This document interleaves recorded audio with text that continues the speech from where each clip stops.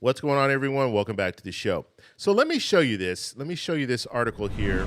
And we're starting to see a pattern. When it comes to the Social Security Fairness Act, we're seeing more Congress people come out and say this needs to get done now.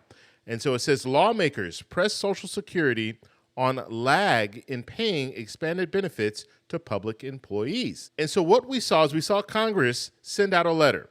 Okay, and I'm going to show you guys that letter. We're going to read it, and then we'll talk a little bit about it. But this is good. This is actually good because Congress is at least, they're at least talking about this. Now, when it comes to moving forward, at the end of this video, I'll talk about how, what's going to have to happen in order for them to move forward and implement this faster than what the Social Security Administration has already indicated. So they indicated a year or more.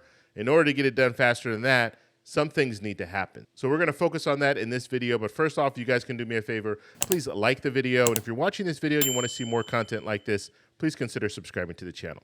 Okay, so I have to make a correction. I posted a video a few days ago, and I said something that was not correct. And I like, when I'm putting these videos out, I like to give you guys information, correct information. I don't want to add to the misinformation that's out there. And in that video, that was Representative Larson, that video with Representative Larson on it, I said that Elon Musk doesn't have, they need to do a background check on him, basically. Now, he does have background clearance. He does have security clearance, okay, because of SpaceX. And I didn't mention that. I was saying that he should have a background check, or they should do a background check on him if he's going to have access to the Treasury data and all that stuff. So I just wanted to correct that. And I actually edited that video and I took that portion out because some people might watch that video, but they don't watch this video, so they don't see the correction. So they just see what I said previously. And so that's why I went ahead and changed that. Okay, so let's go ahead and take a look at the letter. And then after that, we'll come back and we'll talk a little bit about it. Here we go. Okay, let's take a look at this letter. And once again, this letter is coming from Bill Cassidy, so Senator Cassidy and Senator Fetterman. So it says, the Honorable Michelle King, acting commissioner. So remember, we have an acting commissioner. They haven't sworn in the new commissioner yet. So it says, Dear Acting Commissioner King, we write to you concerning the implementation of the Social Security Fairness Act. Public Law number 118273. This legislation passed Congress on an overwhelmingly bipartisan basis on December 21st, 2024, and was signed into law on January 5th, 2025. The Social Security Fairness Act restores full Social Security benefits for the millions of teachers, police officers, firefighters, and other public servants who are unfairly penalized by the windfall elimination provision, WEP, and the government pension offset, GPO. The Social Security Administration's website currently states SSA expects that it could take more than 1 year to adjust benefits to pay all retroactive benefits owed under the Social Security Fairness Act. So remember, we read this. So it could take over a year or more is basically what they're saying. We call for the immediate implementation of this legislation to provide prompt relief to the millions of Americans impacted by WEP and GPO.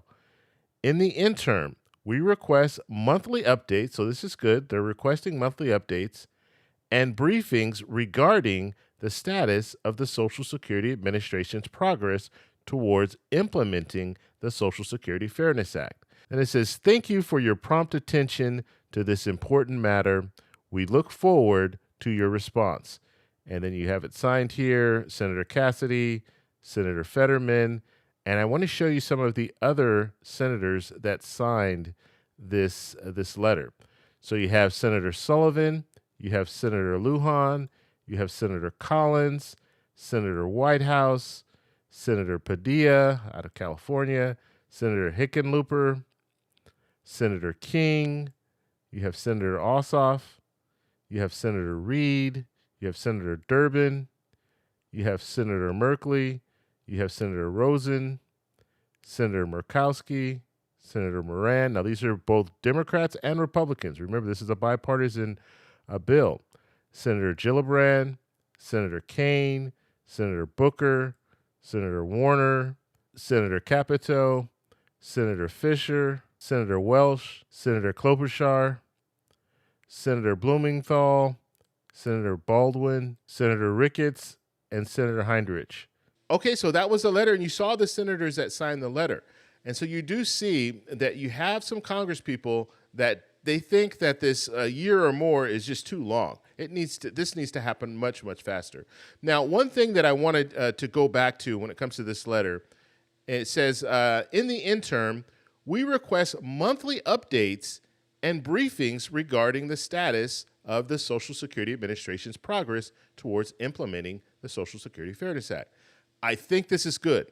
I like that they're putting that in there, and I hope that we will see something like that. We will see a monthly update when it comes to their progress. Now, the Social Security Administration has already indicated, and they've been saying this for years, the fact that there's currently a hiring freeze. They're not able to hire more people. That's one problem. The fact that they're at 50-year lows when it comes to staffing, that's another issue. And I mean, when you're looking at 50-year lows when it comes to staffing, and then you look at the fact that you have, 72 million people currently receiving Social Security benefits, and those people might need to contact the Social Security Administration, go down to the Social Security Administration office. And so if you're short-staffed, then how do you service those people? And so that's a huge problem. Now, when it comes to the Social Security Fairness Act, there were no rules put in place. So now the Social Security Administration has to figure out, okay, how are we going to tackle this Social Security Fairness Act? How are we going to address some of the issues that we might see? That's one thing. And then they have antiquated computer systems. That's no secret. And so the bottom line is you have Congress people that are saying this needs to get done faster, but what they're going to have to do, what Congress people are going to have to do, is they're probably going to have to allocate more money. And in this day and age, I don't even know if that's possible. I really don't. So we'll have to see if Congress can put together something that comes to, some type of funding that can help expedite this process, or find a way to lift the freeze so they can start hiring people, at least hire them on a temporary basis. Say, look, you have a 1-year contract with us. You're going to work until we get this Social Security Fairness Act implemented. But yes, that's going to mean that you have to go to Congress, and Congress is going to have to allow for that money to be spent in that area. So we're going to have to see what happens in the future. I just wanted to show you this letter, and you do have a list of senators. Now, in the House, you also have members of the House that are saying, look, this needs to happen sooner than a year or more. So the other way to put a little bit of pressure on Congress is for us to be calling them. If we're calling them and letting them know, hey, this is unacceptable, we need to get this done sooner, then we can press Congress. Congress can press the Social Security Administration, and then Congress can also say, hey, we need to come up with some type of funding. So that is what I hope we see in the very near future. And so that's all I have for this video. If you guys have any questions, though, put it in the comments below. Share your stories, david@thetecshow.com. I've had some people share some stories with me of their current situation, and some people are already receiving their benefits with the elimination of weapon GPO. The way that they're doing that is they're applying for the very first time. So if you're applying for the very first time, understand that weapon GPO, it's no longer law. And so when you apply now, you're going to get your full benefits. And so some people are telling me, yes, I'm getting my full benefits now. And I'll post this video really soon, but I had someone who was receiving Social Security benefits with WEP, reducing their benefits. And so they were only getting a certain amount. And then after they eliminated weapon GPO, they applied for spousal benefits. And so they hadn't applied for spousal benefits before. They were receiving benefits on their own record.